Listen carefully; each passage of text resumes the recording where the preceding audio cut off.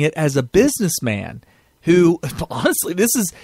Did you ever hear the story about the reason Apple eclipsed Microsoft?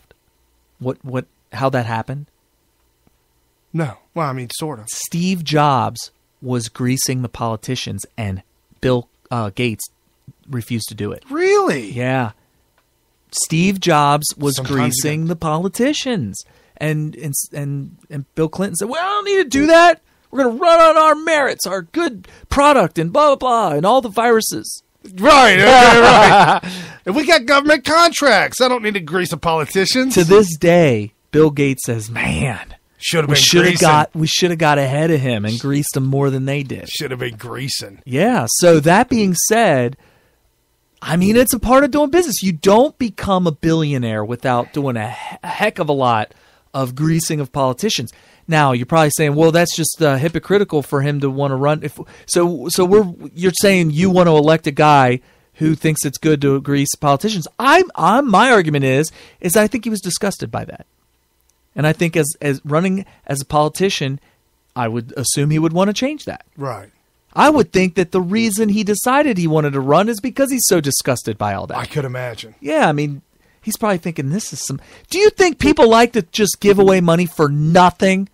You're literally giving money to people in order to... For no other reason than to prevent them from landmining your business. It's just like Rodney Dangerfield in the movie Back to School. Oh, man. When he goes off on that professor about economics 101. Oh. And I'm telling you, folks, here the business model. Do you have it? Yeah, it's unbelievable. I'm trying to look it up real quick. How people, we've got a lot to cover and time is short. Rodney Dangerfield's in school with his son. There are two kinds of people in business today. This is the professor. The quick and the dead. So rather than waste your time this semester with a lot of useless theories, we're going to jump right in with both feet and create a fictional company from the ground up. We'll construct our physical plant. We'll set up an efficient administrative and executive structure. He's in a lecture Then we'll hall. manufacture our product and market it.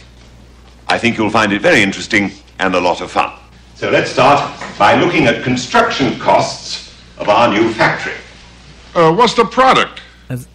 Rodney's that is immaterial for the purposes of our discussion here. He's a student. Yeah, Rodney Dangerfield is a very wealthy businessman in this movie, and he wanted to spend more time with his son, so he went back to school. Went back to school to take classes with his son. So he's sitting next to his son in this class, this business class 101. But if it makes you happy, let's say we're making tape recorders. Tape recorders? Are you kidding? The Japs will kill us on a labor course. Okay, fine. Then let's just say they're widgets. What's a widget? It's a fictional product. It doesn't matter. Doesn't matter. Tell that to the bank, you know. First day, you know. Tell that to the On the board, you will see a cost analysis for construction of a 30,000 square foot facility, which will encompass both factory and office space, and is fully serviced by all utilities, a railroad spur line, and a 4-bay shipping dock. Hold it. Why build? Hey, you're better off leasing at $1.25, $1.50 a square foot.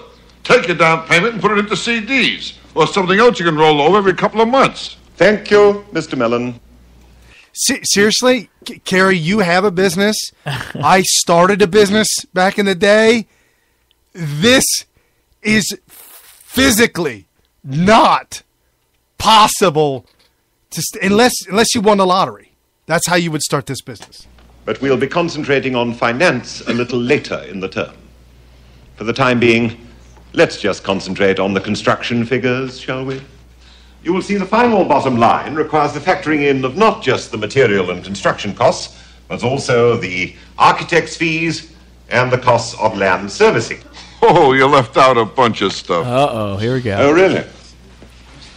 Like what, for instance? Well, first of all, you're going to have to grease the local politicians for the sudden zoning problems that always come up. Always then come there's the kickbacks to the carpenters. And if you plan on using any cement in this building, I'm sure the teams would like to have a little chat with you, and that'll cost you. Oh, and don't forget a little something for the building inspectors. Then there's a long-term cost, such as waste disposal. I don't know if you're familiar with who runs that business, but I assure you it's not the Boy Scouts. That'll be quite enough, Mr. Mellon. Maybe bribes and kickbacks and mafia payoffs are how you do business. But they are not part of the legitimate business world. And they're certainly not part of anything I'm teaching in this class. Do I make myself clear? Sorry, just trying to help, that's all. Now, notwithstanding Mr. Mellon's input, the next question for us is where to build our factory. How about Fantasyland?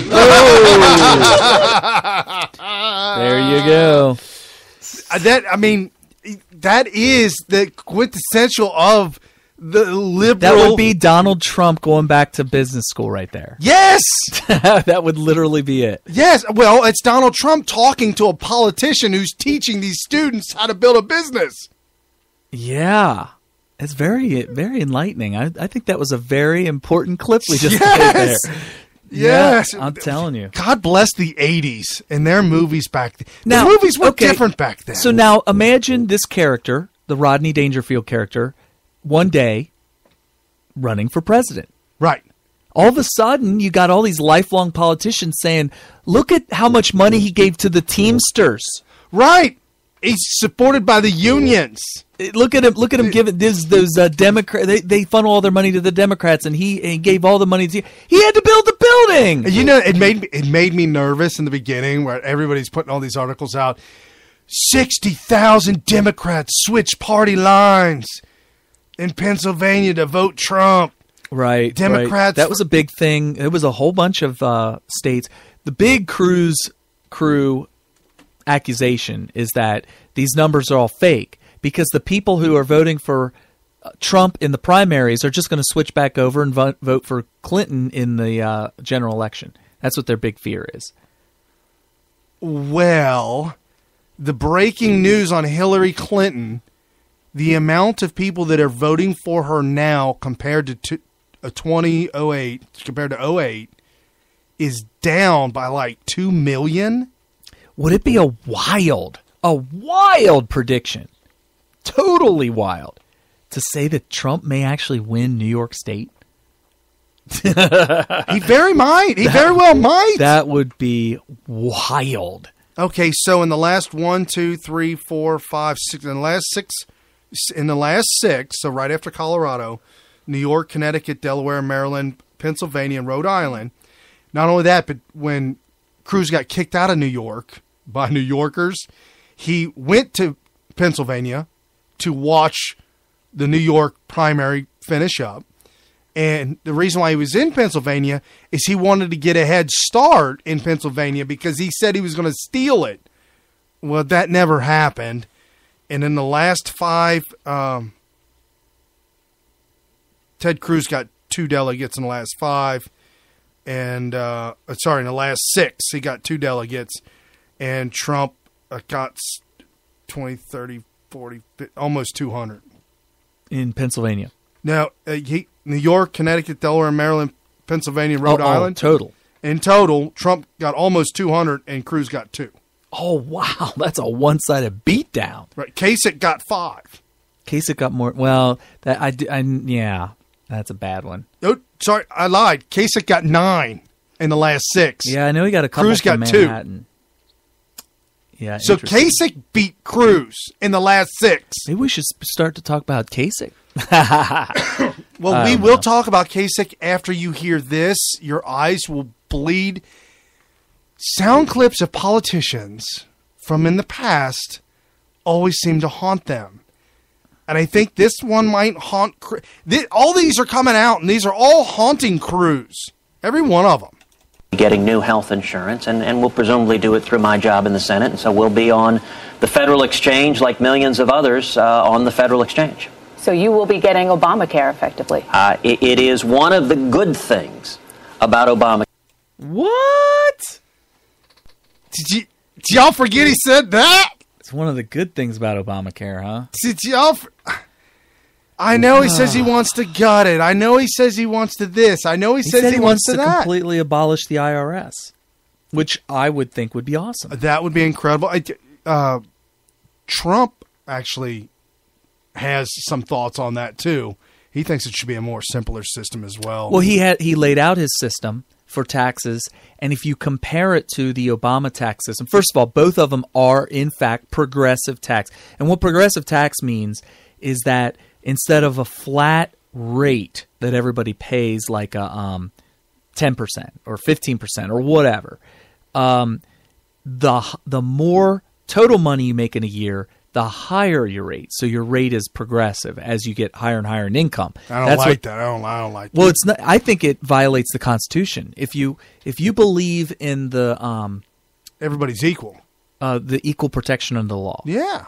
I truly believe that if you were to apply the Constitution the way the founders meant it to be applied, that a graduated or progressive income tax would be unconstitutional because you're paying a higher rate than another group of people. So the law applies to you differently based on who you are and what you are, or whatever. So, but anyway, here's the point I wanted to make, and this is for your cruise crew people. I love Cruz's tax plan. I would love for it to be implemented, but to say that Trump is a progressive on taxes is not a misinterpretation, but it's misleading. It's misleading because his tax plan is less progressive than Obama's. What we've been dealing with for the past 8 years.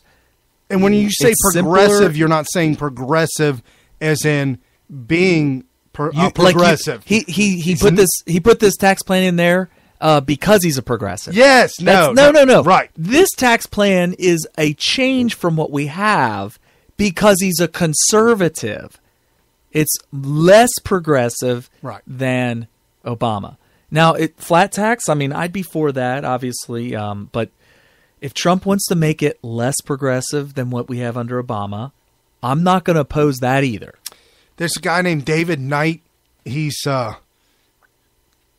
talk show host. He's got his own talk show host.